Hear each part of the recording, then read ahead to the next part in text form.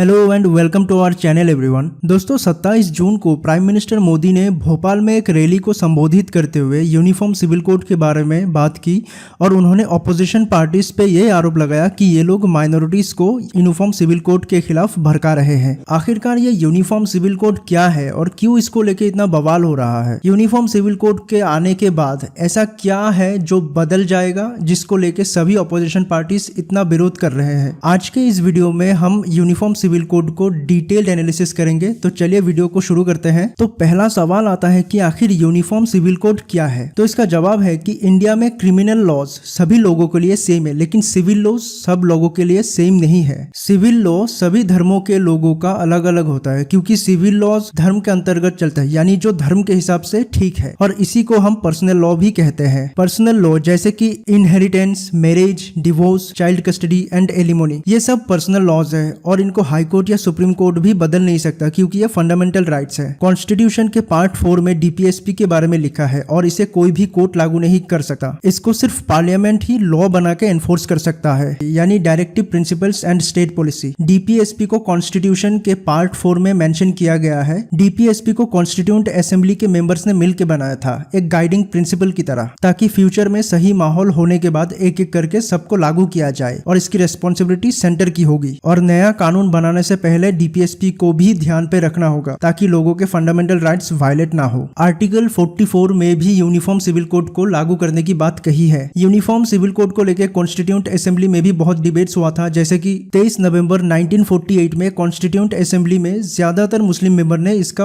विरोध किया था और ये कहा था कि ये लागू करने से पहले लोगों से सलाह लेनी चाहिए। BR अम्बेडकर जी ने भी इसका विरोध किया था। मोहम्मद इस्माइल जी ने भी कॉन्स्टिट्यूएंट असेंबली में एक मेंबर थे, उन्होंने ये कहा था कि पर्सनल लॉ को मानना लोगों के फंडामेंटल राइट्स है, इसलिए यूनिफॉर्म सिविल कोड से फंडामेंटल राइट्स पर इम्पैक्ट होगा। इसके बाद नजीरुद्दीन अहमद ने भी असेंबली में सवाल उठाते हुए कहा था कि कॉमन सिविल कोड से सिर्फ माइनॉरिटी ही नहीं बल्कि मेजोरिटी सेक्शन में भी कॉन्फ्लिक्ट हो सकता है, क्योंकि सभी का नियम अलग अलग है और कौन सी लॉ को स्टैंडर्ड मान के यूनिफॉर्म सिविल कोड में लागू किया जाएगा, वही एक सवाल था। Lawyer and educator KM Munshi ने यह कहा था कि इससे माइनॉरिटी एंड मेजोरिटी दोनों इफेक्ट्स होंगे, क्योंकि इससे डायरेक्ट लोगों के फंडामेंटल राइट्स वायलेट होगा। इतनी सारी डिबेट्स को सुनने के बाद अम्बेडकर जी ने इसकी इंपॉर्टेंस को समझा और फ्यूचर में इसको लागू करने के लिए आर्टिकल 44 पे ऐड कर दिया, क्योंकि 1937 तक बॉम्बे एंड यूनाइटेड प्रोविंस के मुस्लिम्स हिंदू लोग के द्वारा चलाई जा रही थी। सती प्रथा, देवदासी, ट्रिपल तलाक, चाइल्ड मैरिज, इन सब सोशल एविल को खत्म करने के लिए ही यूनिफॉर्म सिविल कोड को लाया गया था। सुप्रीम कोर्ट के अलग अलग रूलिंग में भी यूसीसी का मेंशन किया गया है, जैसे कि 1985 में शाहबानो रूलिंग में